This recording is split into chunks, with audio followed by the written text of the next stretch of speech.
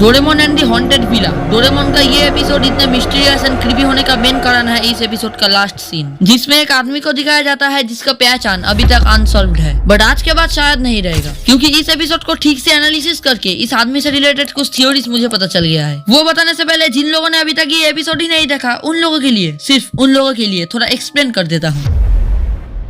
तो एपिसोड के शुरू में जियान और सुनियो नोबिता को एक हॉन्टेड विला का कहानी सुनाकर डराने का कोशिश करता है, एंड हमेशा की तरह नोबिता डर भी जाता है। और ये देखते हुए जियान और सुनियो नोबिता को एक डेयर देता है, अगर तुझ पे दम है तो रात में उस हवेली में जाके दिखा। अंदर ही अंदर नोबिता का फट के हाथ में आ जाता है, बट शिजुका सामने था, उसके सामने बेइज्जती तो कभी नहीं होने दूंगा, ऐसा नोबिता सोचता है। और इस डेयर में सुनियो एक शर्त रखता है कि नोबिता डोरेमोन का कोई भी गैजेट का इस्तेमाल नहीं कर सकता, लेकिन नोबिता डोरेमोन का गैजेट यूज नहीं करेगा ऐसा तो हो नहीं सकता। दैट्स व्हाई नोबिता ऐसे वैसे कैसे डोरेमोन से गैजेट ले ही लेता है। और देखते ही देखते रात हो जाता है। नोबिता उस गैजेट के यूज करके हवेली के अंदर चला जाता है और हर बार की तरह जियान और सुनियो उसके पीछे पीछे आता है, ऑफ कोर्स डराने के लिए। पहली बार जब जियान और सुनियो नोबिता को डराने का ट्राई करता है तब वो बुरी तरह फेल हो जाता है, एंड दूसरी बार जब कॉस्ट्यूम पहन के डराने जाता है तभी एंट्री होता है भूत का। जस्ट चिल गाइस, ये नकली भूत है जो सभी को डरा कर भगा रहा था। एंड बाद में इस नकली भूत के बारे में एक और भी चीज पता चलता है कि ये भूत असल में एक चोर था, और इस चोर का मेन मकसद यही था कि इस हवेली में जो कोई भी आएगा वो सभी को डरा कर भगा देगा। लेकिन कब तक?